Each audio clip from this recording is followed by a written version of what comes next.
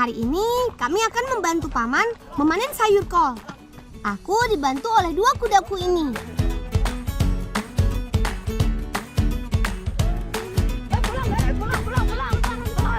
Ada Zivan dan Rafli. Sepertinya mereka sudah menunggu.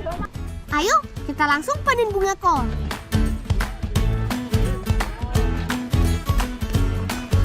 Lek, njaluk rijigan lu bisa oleh ora, Lek?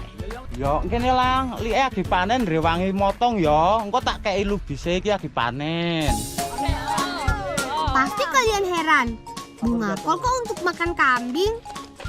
Ya, bunga kol dari desaku yang dijual hanya yang kualitas terbaik saja, teman. Sedangkan yang berukuran kecil dimanfaatkan warga sebagai pakan ternak.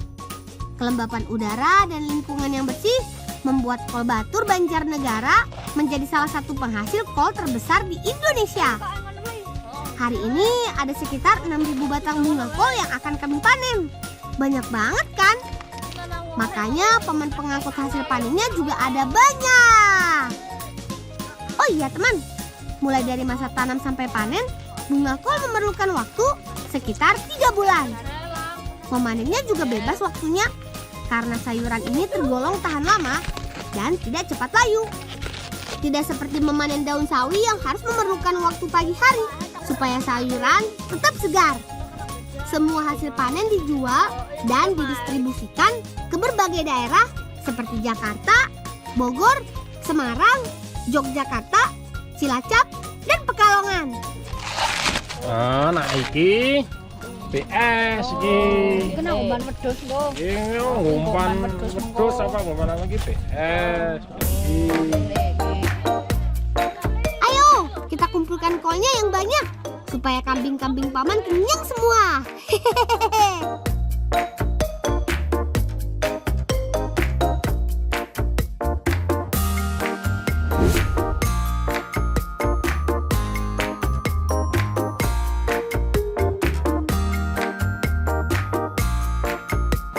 Hem sayurnya juga nah, Hem. Olah.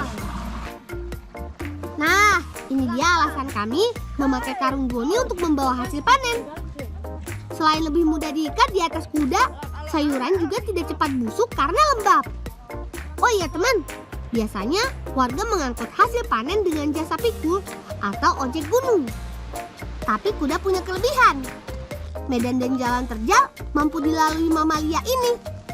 Memakai kuda juga membuat kita nggak perlu takut lagi terhadap kubangan air, lumpur, atau tanjakan curam. Semuanya pasti bisa dilibas deh. Oh iya, kita juga nggak perlu takut kehabisan bensin. Kalau kuda capek atau lapar, tinggal diberi makan rumput, lalu jalan lagi deh.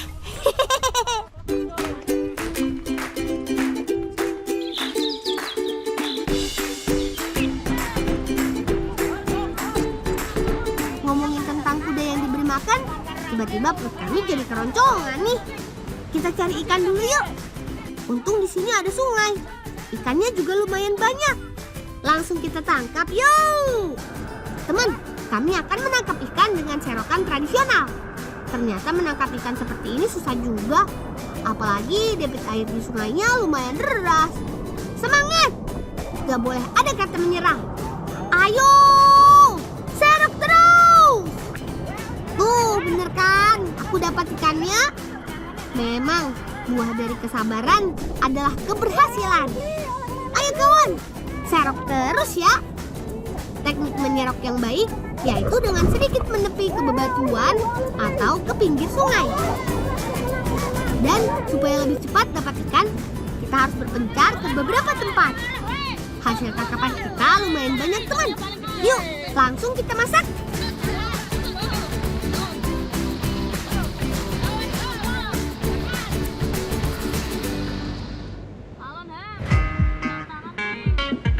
Nah, ini dia bumbunya. Ada cabai, jeruk nipis, bawang merah, bawang putih, dan gula merah. Kami akan memasak ikan dan kol rebus dalam bambu. Sebelum dimasak, ikan dibersihkan terlebih dahulu bagian dalam perutnya dan bagian sisiknya juga harus dikerok. Agar daging ikan lunak dan tidak amis, diberi perasan jeruk nipis. Ayo, Hamka, raut. Ya banyak bambunya. Lalu tusuk ikan mulai dari ujung kepala sampai pangkal ekor agar ikan tidak rusak dan hancur ketika dipanggang. Selanjutnya, kupas bunga kol. Ambil bagian yang berwarna putih atau yang paling muda. Lalu pisahkan per lembar daunnya. Setelah itu, haluskan semua bumbu. Kami menghaluskan bumbu dengan batu sungai seperti ini. Bumbu jadi lebih cepat halus ya dibandingkan dengan ulekan kayu. Hehehe.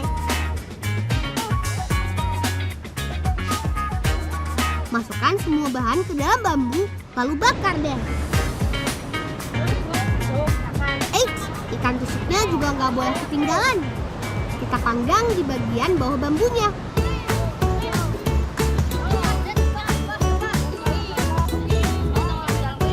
Wah, sudah tercium aroma ikan dan bumbunya. Tandanya masakan kita sudah matang. Wah, harumnya bikin perut jadi makin lapar. Tuang semua ikan dan kol rebusnya. Jangan lupa karbohidratnya juga harus ada. Tenang saja teman, aku sudah bawa kentang rebus berukuran jumbo. Pasti bisa semakin mengisi perut kita yang kosong ini. Makan hidangan rebus menyehatkan teman, karena rendah lemak dan baik untuk jantung kita. Kata kakekku, banyak mengonsumsi makanan rebusan bisa memperpanjang umur kita loh. Hehehe.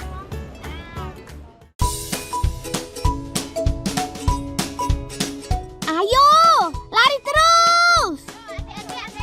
Selamat datang di desaku, Desa Batur, Kecamatan Batur, Kabupaten Banjarnegara. Ini adalah permainan kesukaan kami. Iya, baling-baling bambu. Nah, seru kan? Main kolecer bisa sambil berolahraga loh. Kita harus berjalan, bahkan sampai berlari, agar putaran kolecernya semakin kencang. Semakin kencang angin, baling-balingnya akan berputar cepat. Pemandangan Gunung Batur yang indah bisa kita nikmati langsung dari desaku. Ayo teman, naik sedikit ke bukit. Cari angin yang lebih kencang di atas sana. Bagus sekali kan pemandangannya? Masyarakat di desaku sebagian besar adalah petani. Jadi sejauh mata memandang, pasti banyak perkebunan sayur.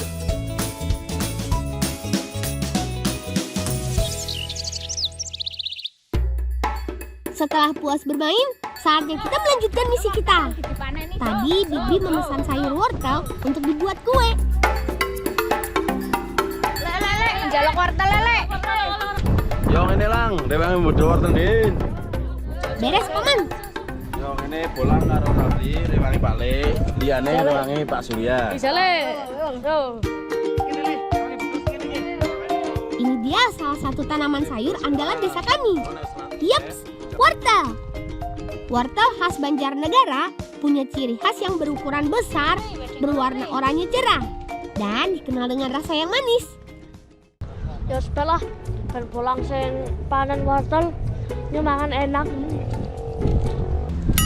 Van, rewangi Van. Genakes ki aja mangan wortel bae kayak kelinci. Nah, porah panjangnya kayak kelinci. Sayuran kesukaan kelinci ini siap panen pada umur 100 hari atau 3,5 bulan. Ayo, semangat teman-teman! Cara panennya tidak memerlukan alat khusus. Cukup pegang pada bagian batang, cabut, dan bersihkan tanah yang masih menempel. Hanya wortel yang berukuran besar saja yang dijual. Sedangkan yang berukuran kecil biasa dipakai untuk makanan ternak, seperti kambing atau sapi. Besar kecil ukuran wortel sangat dipengaruhi oleh air. Oh iya teman, tanaman wortel bukan tanaman musiman seperti padi loh. Sayuran ini bisa tumbuh di musim apapun. Biasanya setelah panen, petani menanam jenis sayuran lain seperti bunga kol, sawi, atau cabai. Lah mong wis ngrewangi tak wae wortel. Si Van, rewangi ngangkat iki wortel. Hati-hati ya. Yo. Hati-hati alon-alon.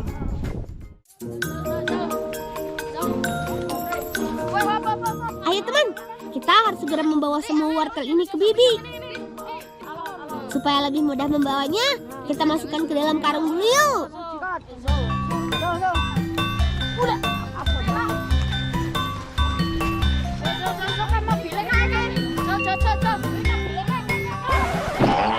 Waduh, Hamka terjatuh. Dia sih melaku, orang hati-hati. Lah ngapa-ngapa ora? Walah ya wis. Nyang nonot oleh harale. Ya wis ora apa-apa. Zum gamburi cepet-cepet.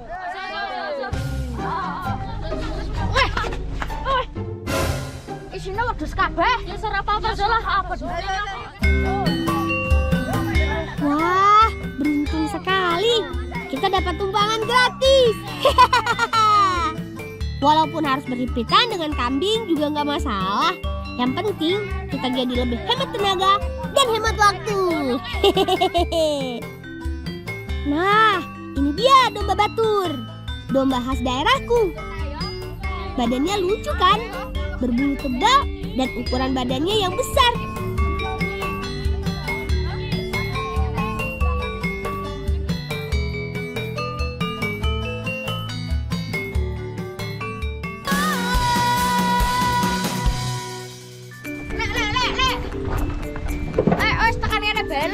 Wah, tak terasa kita sudah sampai tujuan. Hati-hati medune. Pemandangan indah kampungku memang membuat kami terlena.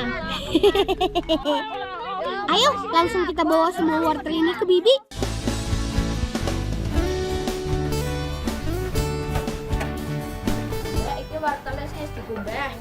Wortel selain dimasak jadi sayur, bisa juga untuk kue yang enak loh. Kami akan memasak kue bolu wortel. Nah, selain enak dan mengenyangkan, pastinya bergizi tinggi juga. Bersihkan semua wortel, kerok bagian kulit, dan cuci sampai bersih. Wortel digunakan sebagai salah satu bahan utamanya agar memberikan rasa dan aroma yang khas. Makanya, kita perlu parutan wortel yang banyak. Ayo, semangat memarutnya! Selain diparut, wortel juga dipotong kecil-kecil. Nantinya, potongan halus ini akan kami gunakan sebagai taburan di adonan kuenya. Jadi, pas digigit, masih terasa butiran wortelnya. Tambahkan beberapa butir telur ayam. Bagian putih dan kuning telurnya bisa dipakai semua ya, teman. Pilih tepung terigu yang mempunyai kandungan protein paling rendah, agar kue tidak keras dan bantet. Aduk deh semua bahan sampai rata. Oh iya, mengocok putih telurnya juga tidak boleh terlalu lama, karena bisa membuat kue tidak mengembang dan berminyak. Nah, ini dia cara kami memasak kue bolu dengan cara dikukus. Ayo, jaga apinya supaya airnya cepat mendidih. Tuang adonan ke cetakan yang sudah diberi lapisan minyak goreng agar kue tidak lengket ketika sudah matang nanti. Menuangnya harus rata di semua sisi ya teman, agar kuenya berbentuk sempurna ketika matang. Lalu kukus adonan kurang lebih 45 menit sampai mengembang sempurna. Oke, ini apa? Gerak-gerak. Woi.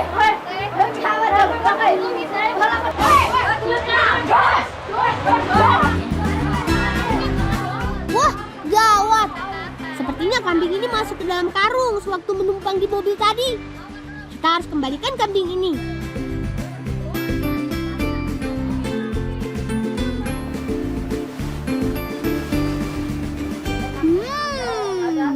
Tercium harum aroma kuenya. Langsung keluarkan saja yuk ke dalam wadah. Kita cicipi dulu yuk sebelum kita kembalikan kambing ini ke paman.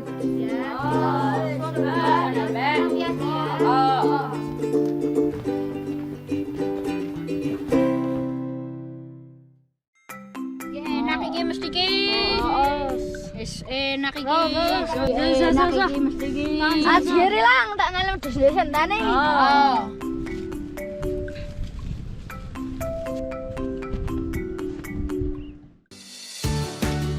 Saatnya menikmati. Wah, rasanya enak tenan. Bibi memang paling jago membuat kue kesukaan kami ini. Dimakan saat tengah hari seperti ini, memang paling pas karena dapat mengganti tenaga kita yang hilang. Kue bolu selain mempunyai karbohidrat yang tinggi, juga bergizi tinggi karena kami membuatnya dari sayuran yang menyehatkan. Bisa jadi alternatif untuk teman-teman yang tidak doyan makan sayuran.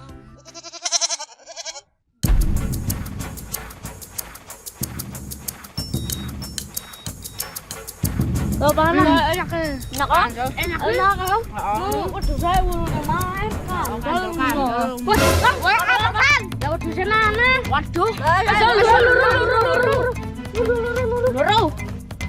Wah, gawat. Kambing yang mau kita kembalikan malah hilang.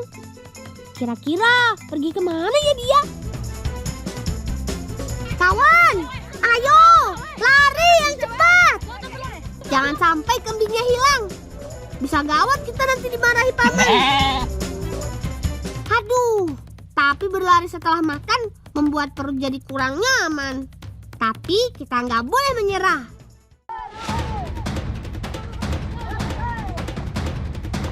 Wah, gawat! Kambingnya masuk ke hutan. Kalau kita tidak segera menangkap, takutnya kambing akan semakin jauh dan menghilang. Harga domba batur tidak murah, teman. Kambing kecil saja harganya 3,5 juta rupiah. Duh, kemana ya kambingnya pergi? Itu dia. Wah, syukurlah. Kambing belum masuk hutan terlalu jauh. Tuh, gimana ya caranya kita membawa kambing besar ini pulang ke kandang paman?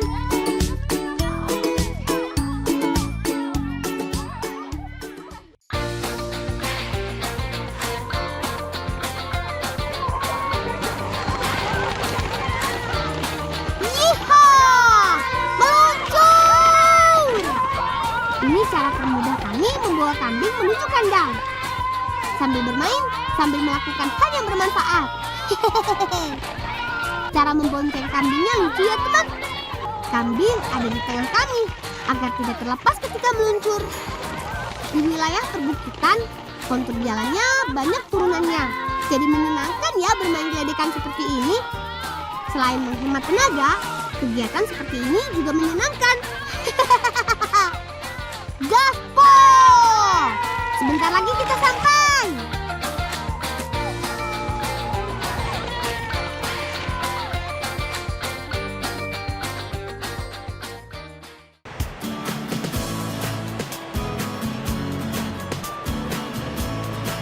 Ini dia peternakan domba batur milik Paman Rozan. Di peternakan ini ada sekitar 100 domba. Tambah paham, tambah gede.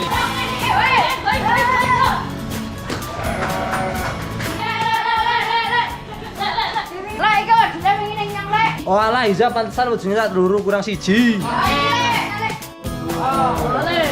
Zo yang ngarep nyukur.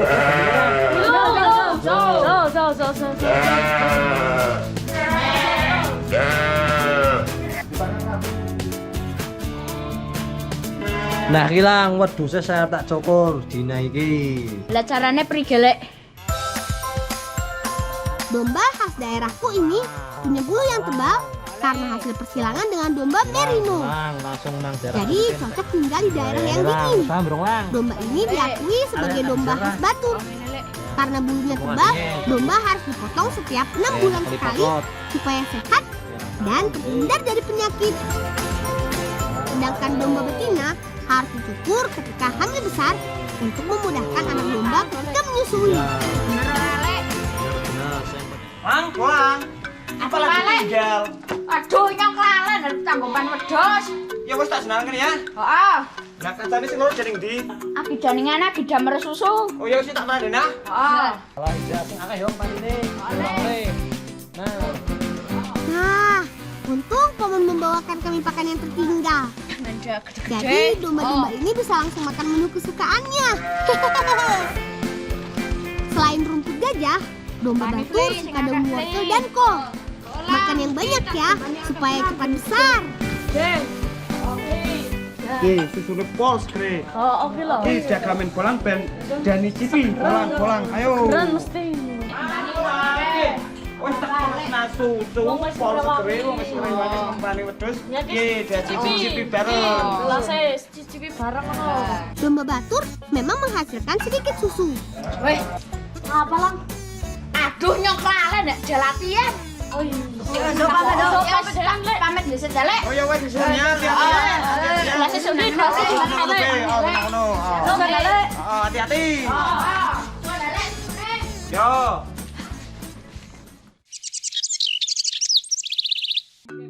Sebelum kita berangkat latihan kuda lumping, kita buat makanan dulu yuk.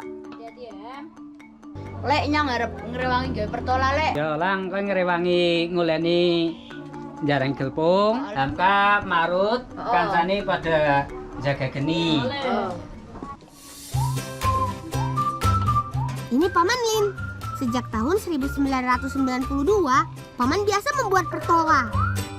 Pertola adalah singkatan dari pertolongan lapar, alias kue yang mengenyangkan. Unik kan namanya? Bahan utama pertola adalah tepung beras. Adonan harus kalis dengan memakai air panas. Kelapa parut diambil santannya, lalu dicampurkan ketika pertola matang. Paman memakai daun pandan agar makanan menjadi harum dan nikmat. Pandan cocok sebagai pengganti vanili, teman. Rebus adonan selama kurang lebih 25 menit sampai semua matang hingga ke bagian dalamnya. Sambil menunggu adonan matang, serut gula merah sampai halus agar mudah larut ketika direbus. Agar menghasilkan santan yang kental, Paman memakai kelapa tua. Rebus santan, lalu tambahkan daun pandan dan gula merah. Cara membuat kuah pertola penting, teman. Karena pertola yang enak tergantung dari kuah yang dibuat. Setelah matang, angkat pertolanya. Mirip seperti donat ya. Tapi ini belum selesai loh. Hancurkan lagi adonan dan ditekan memakai centong nasi. Oh iya, Paman adalah satu-satunya pembuat pertola di desaku loh. Belum ada lagi orang yang membuat cemilan ini. Susun lagi daun pandan di bagian kukusan kayu. Nah, ini bagian yang menarik. Membentuk adonan jadi mirip seperti mie. Dalam sehari, Paman membuat sampai 600 pertola loh. Banyak juga kan? Dan dalam satu kukusan ini bisa menampung sekitar 112 buah pertola. Paman biasa menjual Rp5.000 untuk tiap porsinya. Kukus adonan kurang lebih 30 menit.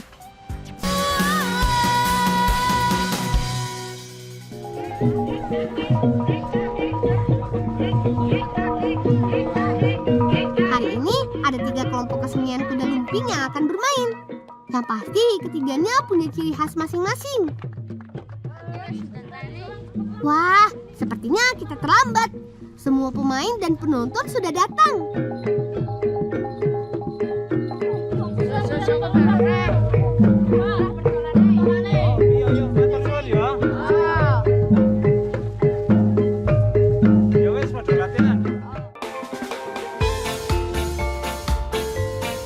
Giliran aku menari nih.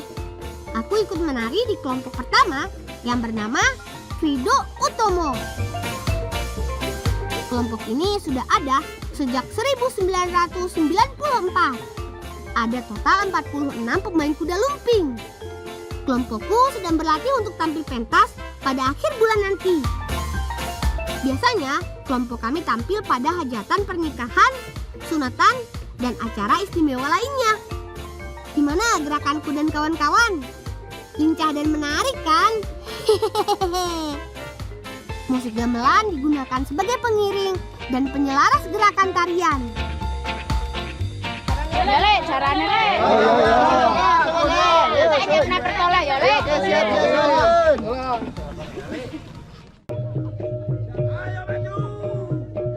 Nah, giliran kelompok kedua dari kesenian Turonggojati.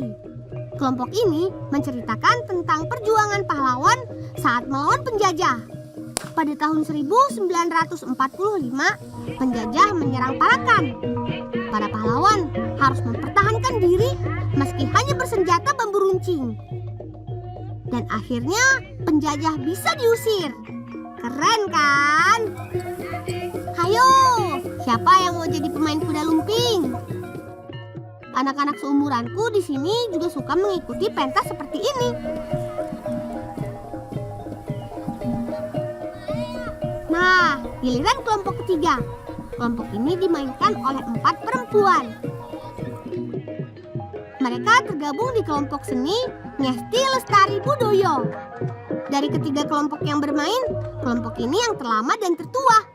Sejak tahun 80-an. Walaupun dari ketiga kelompok yang berbeda, semuanya kompak loh. Mudah-mudahan kesenian tradisional ini bisa terus ada sampai kapanpun. Dan bangga sekali rasanya menjadi bagian dari upaya melestarikan tradisi leluhur kami.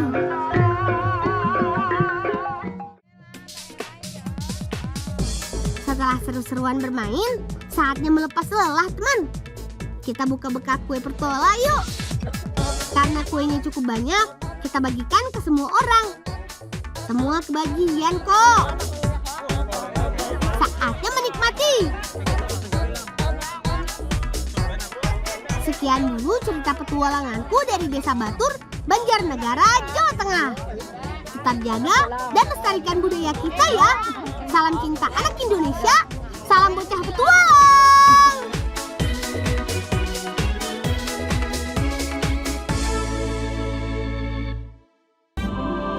Bolangpedia.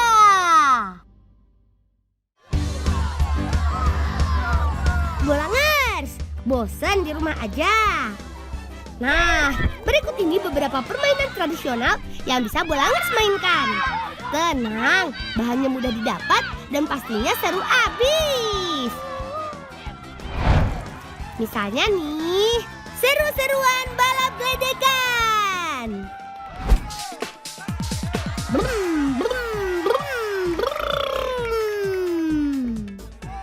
Wih, siapa nih Bolangers yang suka balapan? Eits, mau gantiin Valentino Rossi nih ceritanya. Di Desa Sidodadi, Kabupaten Kendal, Jawa Tengah, ada festival balap gledekan rutin yang diadakan setiap tahunnya. Wih, pastinya seru nih Bolangers. Ya nonton aja, ramenya lebih dari sekampung. Biarpun ini gledekan tradisional berbahan kayu dan bambu, tapi jangan remehin kekuatannya melintasi medan yang terjal loh. Melihat lintasannya yang terjal, jadi ikut deg-degan nih. Tapi disitulah serunya, ya nggak Bolangers? Sebelum pandemi, festival ini memang rutin diadakan. Tujuannya selain melestarikan permainan tradisional, juga mengundang wisatawan untuk datang ke Kendal. Rintangan yang harus dilalui pembalap gak main-main. Makin ke atas, jalur semakin curam. Apalagi tanah keringnya jadi bikin tambah sulit. Wuhuu! Gledekan pun jadi makin melaju kencang. Wah, kalau Valentino Rossi lihat ini juga pasti jiper.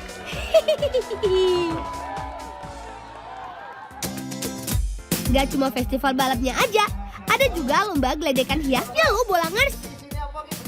Penghiasnya pakai kertas warna-warni dengan bantuan lem dari getah sagu. Kalau lemnya sudah habis, tinggal potong ujungnya dan getah baru akan dengan sendirinya keluar. Alami dan mudah dicari. Nah, kalau bambunya disiapkan untuk balapan gledekannya. Bambu dipilih karena ringan, lebih lentur, dan tidak mudah patah. Haluskan juga bagian as rodanya supaya bisa meluncur. Wus, wus, wus. Dalam perlombaan ini, juri akan menilai dari seberapa bagus gledekan dihias. Juga kekompakan tim dalam memenangkan lomba. Gimana Bolangers? Sudah siap-siap bikin gledekan yang bisa ngacir kayak punya Valentino Rossi?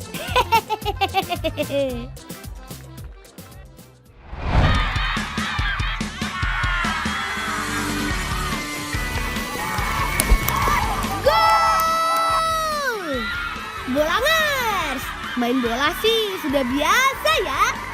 Yang di Majene ini main bolanya bukan main bola biasa, tapi si bola api. Permainan ini nggak mudah loh. Butuh keahlian dan keterampilan memainkan bola apinya. Terbuat dari batok kelapa yang sudah direndam minyak tanah semalaman. Jadi, selama permainan, bola akan terus menyala.